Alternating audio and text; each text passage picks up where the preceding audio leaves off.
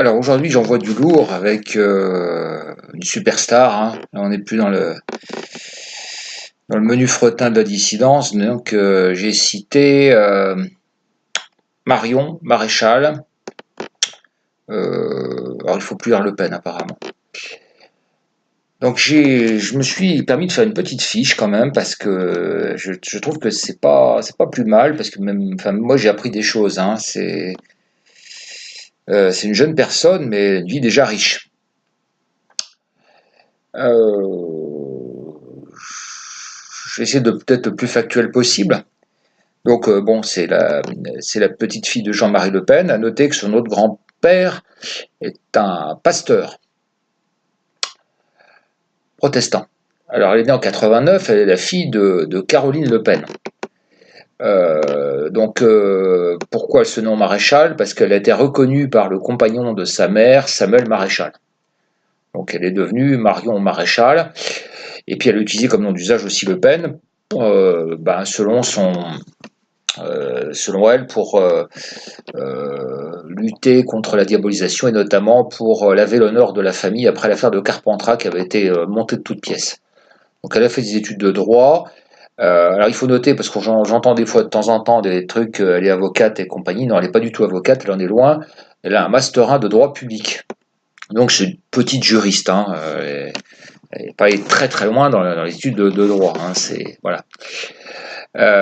Bon, elle a subi pas mal de vicissitudes liées à son nom, que ce soit à l'école, ou en des jobs, etc. Elle a subi pas mal de. Elle a dû en baver pas mal, hein. Alors il y a eu une petite péripétie là encore, puisqu'en 2014, il y a Monsieur Rogéo, qui est un journaliste reporter, qui a publié ses mémoires. Il est en train de mourir d'un cancer. Et il raconte notamment qu'il a travaillé pour les services secrets. Bon, ça, c'est pas étonnant, hein, tous les reporters, les gens qui travaillent aussi dans l'humanitaire, etc., les ONG, hein, c'est truffé d'agents secrets d'informateurs, et dans lequel il révèle aussi il déclare qu'il est le père naturel de Marion Maréchal. Alors, il y a eu d'autres témoignages, etc. Donc, voilà, je vous lis ça comme ça. En juillet 2014, elle s'est mariée civilement avec un militant FN, Mathieu Decosses, avec lequel elle a eu une petite fille. En 2016, elle se sépare de Mathieu Decosses. Depuis, elle vit sa vie. Alors, on lui prête une récente liaison actuelle, ou je ne sais pas quoi, avec un jeune politicien italien qui doit faire partie de la Lega, je crois. Enfin, bon, il est très à droite en tout cas. Alors, maintenant, elle ne veut plus s'appeler Le Pen. Alors on rappelle qu'elle a été députée de 2012 à 2017, elle a été conseillère régionale aussi dans la même période, puis ensuite elle n'a pas demandé de son renouvellement, puis elle a souhaité se retirer de la vie politique. Bon, je ne sais pas ce qu'elle fait exactement, enfin bon, peu importe. Au Front National, elle n'a pas été inactive parce qu'elle a fondé le Cercle Cardinal. C'est un cercle de patrons de PME au sein du Front National. Une parenthèse, au sein du Front National, il y a des cercles. Il y a le cercle des Israélites notamment, cercle de ceci, cercle de cela. Alors ça me plaît pas beaucoup parce que c'est des cercles d'influence. Et moi en tant que, moi j'aime pas trop ça.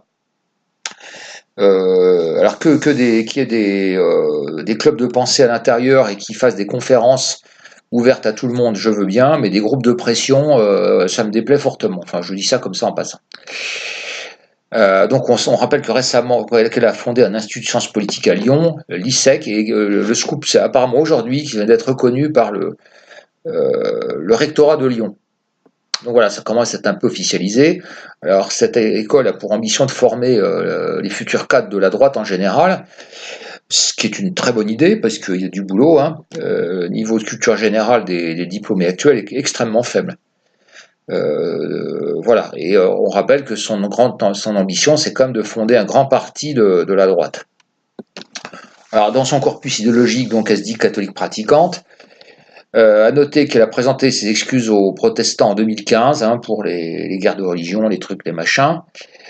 Là, ça me plaît pas beaucoup non plus, parce que la repentance, vous voyez que comme quoi on sait où ça commence et ça ne finit jamais. Parce que alors là, la repentance, enfin, tout le monde nous en exige, hein, tous les pays d'Afrique, Je veux dire, si tous les pays avec lesquels on a été en conflit à un moment ou à un autre demandent de la repentance, on n'est pas sorti de l'auberge, hein. Bientôt, il y aura les descendants de néandertaliens si ça continue. Donc, je trouve ça aberrant. Voilà. Alors, elle n'a pas à faire d'excuses. Enfin, qu'est-ce que c'est que ce truc enfin, franchement, non, mais c'est du plus grand ridicule. Alors, certains rapportent qu'elle a pris largement ses distances avec le clergé et puis qu'elle parle souvent des curés. Qu'effectivement, les curés. Bon. Sur le plan politique, c'est allé un peu à l'image de son grand-père, hein, Jean-Marie Le Pen, donc c'est une libérale, bon teint. Donc je l'ai dit, elle est pour un grand parti de droite. Au niveau sociétal, elle ne remet pas en cause l'IVG, elle souhaite réduire son utilisation. Elle a largement manifesté contre le mariage pour tous, et elle est opposée à la peine de mort. Elle est plutôt pour les peines perpétuelles réelles. Voilà. Alors, qu'est-ce qu'on peut tirer de tout ça? On peut tirer quand même que elle a quand même un parcours déjà très compliqué, hein. Un parcours qui va quand même un peu. Je veux dire, c'est quand même une jeune femme qui se cherche, quoi. Voilà l'impression. Et on a quand même l'impression d'un déterminisme familial, là, parce que au niveau vie privée, c'est déjà Jean-Marie Le Pen, il y a eu quand même des choses au niveau de ça. Puis sa mère elle-même, enfin c'est un peu compliqué, quoi. C'est un parcours un peu. Voilà, donc elle se cherche. Au niveau politique, ça a l'air bien, ça a l'air relativement solide, hein, je crois, voilà. Mais voilà. Donc, bon, c'est quelqu'un c'est une personne de valeur, hein, je dis pas le contraire. Il est clair que si on me demandait de choisir entre Macron et elle, ça serait vite choisi. Maintenant, j'attire quand même l'attention enfin, vous savez comment je suis, hein, je suis, pour ceux qui me suivent un peu, je suis quand même quelqu'un de très exigeant parce que c'est mon pays. C'est pas rien, hein, c'est pas